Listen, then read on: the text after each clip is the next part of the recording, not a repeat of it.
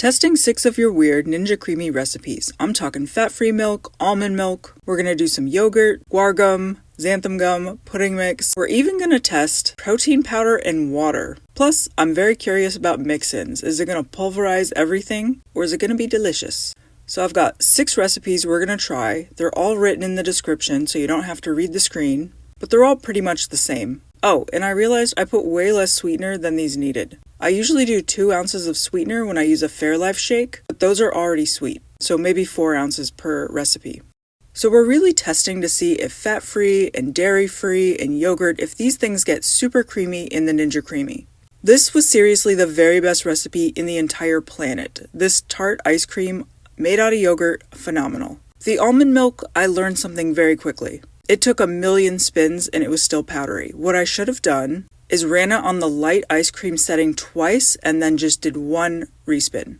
The texture, it's okay. If you're dairy-free, it'll do. It's actually similar to store-bought, so if you buy the store-bought, might as well make it yourself. Oh yeah, and the mix-in setting. Every time I'd use the mix-in setting, it would go from soft ice cream like this, perfect, to like pulling in the little icy bits on the edge that otherwise wouldn't have mattered. So I don't like the mix-in setting. I think it takes the creamy ice cream and just makes it weird. And I do run my ice cream under hot water before I mix it. Xanthan gum is a solid recipe. The pudding mix is a solid recipe. The pudding mix is definitely my favorite, but I can understand why you guys like xanthan gum. It's a little bit thicker, whereas the pudding is a little bit softer. And you guys were right.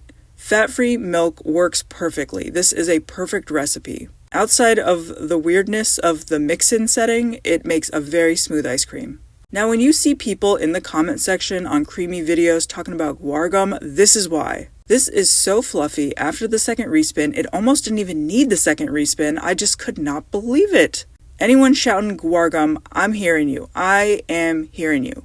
And it even was still really fluffy and beautiful after the mix-in. It didn't get all weird and icy. It's a little too fluffy for me, but it's seriously phenomenal. Water and protein powder, let's figure this out. So I did 2 of the first spins, 2 light ice creams, and then I did 1 respin with water, and that actually worked, instead of doing like 100 respins. It definitely looks better than it tastes, but if you're in a situation and all you can have is water and protein mix, I guess this will do. It's fine, I guess, but if not, don't eat it. Did you guys see my part 1?